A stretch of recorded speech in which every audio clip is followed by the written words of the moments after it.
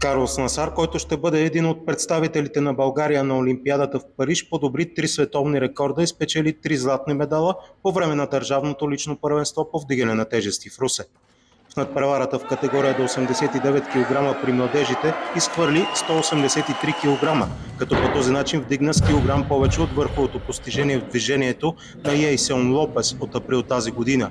В изтаскването Насар се справи с 225 кг, с 2 кг повече от собствения си световен рекорд от декември миналата година. Той дори опита 230 кг, но не успя.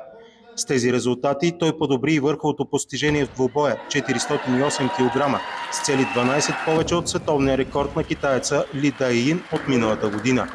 Те обаче няма да бъдат признати, тъй като за рекорди в вдигането на тежести се зачитат постиженията само от Олимпийски игри, световно и континентално първенство, както и световна купа. Намирам се в най-добрата си форма и я чакаме с нетърпение. Ще успеете ли да повторите тези резултати?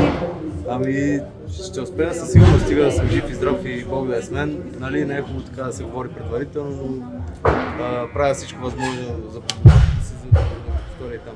Държавното първенство продължава утре, когато на подиума в Канев център на Русенския университет Ангел Кънчев ще излязат и другите двама представители на България в вдигането на тежести в Париж 2024 – Иван Димов и Божидар Андреев.